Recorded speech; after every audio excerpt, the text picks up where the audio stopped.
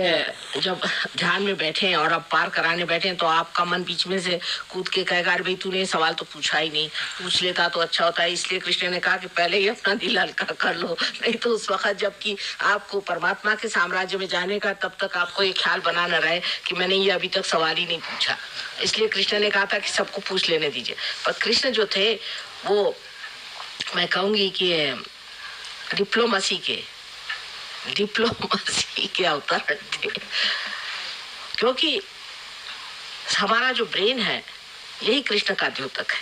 जो हमारा ब्रेन है ये कृष्ण का द्योतक है, क्योंकि विष्णु तत्व जब जाकर के ब्रेन में पहुंच जाता है उस वक्त उसे हम कहते हैं कि विराट स्वरूप हो गए। जब मनुष्य ब्रेन में पहुंच जाता है विराट स्वरूप हो जाता है। लेकिन कृष्ण को समझने के लिए भी पहले आत्मा का दर्शन होने चाहिए, क्योंकि वो तो बहुत होशियार आदमी है, उनको समझना मुश्किल है।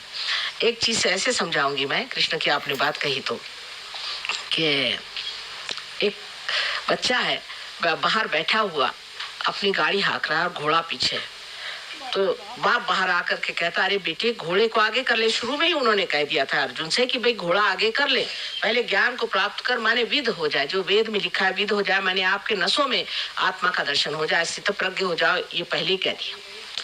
लेकिन अर्जुन ने कहा कि तुम तो इधर स्थित प्रज्ञ होने को कह रहे हो और उधर कह रहे हो तुम साक्षी हो जाओ, तो ये कैसा मेल हो। तो उन्होंने बाप की चाल चली।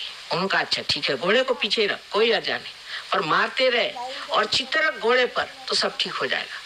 ये हो ही नहीं सकता। ये डिप्लोमेसी की बात ऐसी होती है कि कोई सी भी ऐसी विक्षिप्त बात कह दीजिए, कि एब्सर्ड बात कह दीजिए, कि अगर वो एब्सर्ड बात पूरी नहीं हो तो आदमी झक मार करके फिर सही पर आएगा।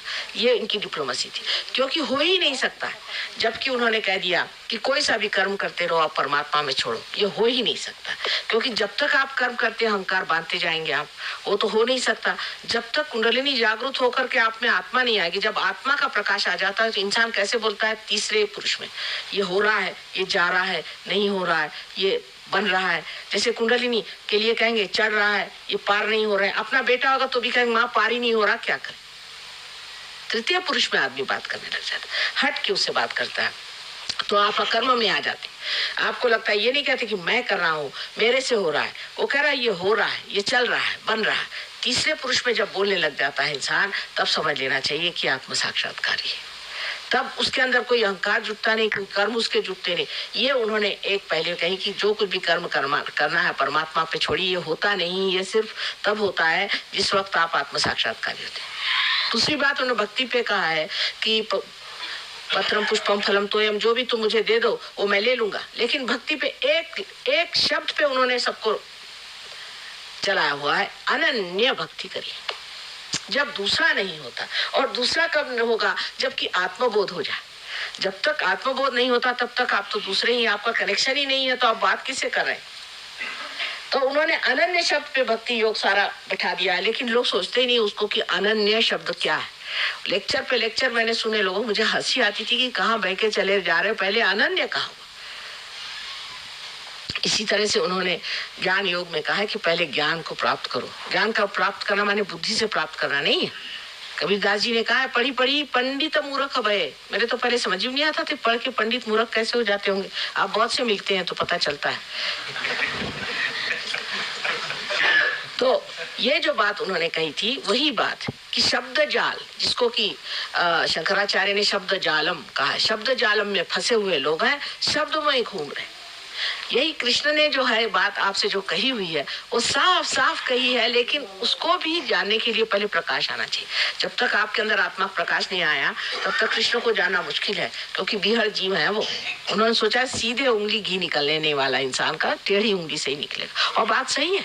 जब लोग हार गए तभी तो ना आज मान रहे हैं कि सहयोग में मां प्राप्त हो, लेकिन कहा सब कुछ उन्होंने योग क्षेम वहाम्यम, योग को प्राप्त करो तब क्षेम। अब ये क्यों नहीं सोचते कि क्षेम योग क्यों नहीं कहा भगवान ने, पहले कहते क्षेम, क्योंकि अगर परमात्मा को याद करने से ही क्षेम होने वाला तो कहते अच्छा क्षेम दे दूंगा फिर योग देखो।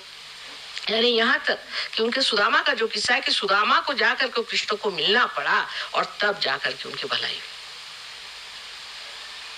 लेकिन आप देखिए कृष्ण के नाम पर भीख मांगने वाले आपको बहुत से लोग मिले खड़े हैं, जो कि स्वयं साक्षात लक्ष्मी के पति है, उनकी आराधना करते हुए वो भीख मांग रहे।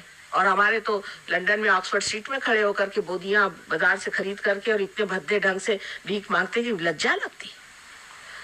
आप सोचिए कि जो साक्षात धन्वंतरी हैं, जो साक्षात लक्ष्मी नारायण है, उनका नाम लेते हुए आप भीख मांग रहे हैं, ये कैसी बात है? जब आपके राजा ही स्वयं साक्षात लक्ष्मीपति हैं, आप भीख किस लिए मांग रहे हैं?